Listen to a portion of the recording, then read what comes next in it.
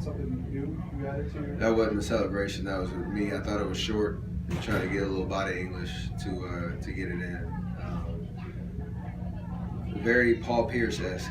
He used to do that. I used to watch him when he shoots the threes or even on the free throw line. He tried to give it some body English and try to see it in. Because when it left my hand, I thought it was short. So that was the body language to it. Like in golf, like a golfer does that too. Is that what you mean?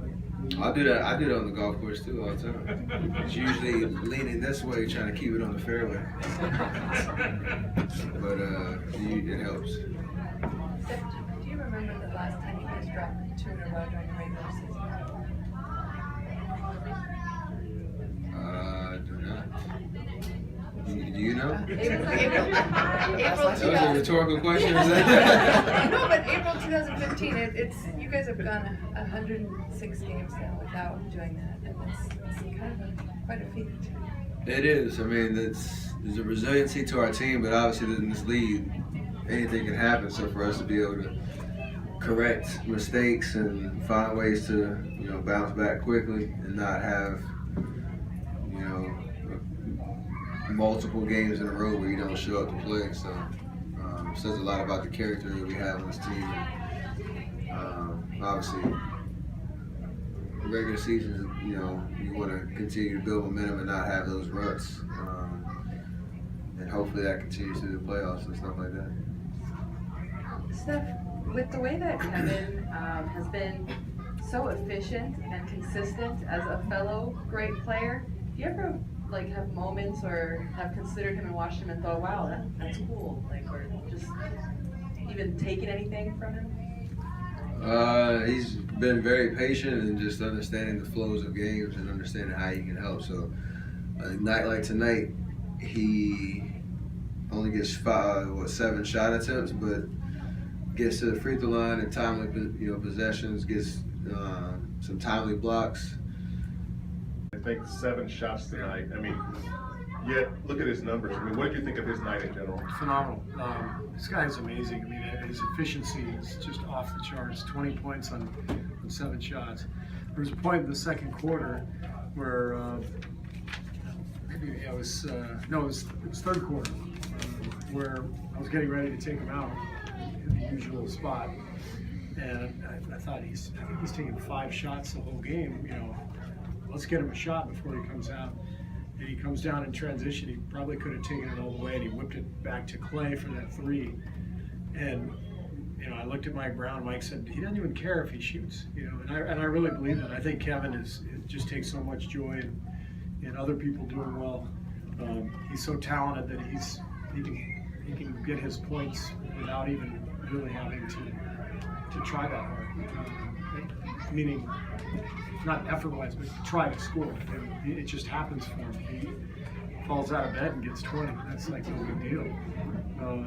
But it's the attitude that goes with it. 8 assists, 1 turnover, 3 block shots. I mean, he does everything, and he's just a phenomenal teammate, unselfish, and amazing to coach. 21 combined assists for your forwards. What does it do for an offense when at those 2 positions? I mean, you get assists. Yeah, well, I mean that's kind of how we play.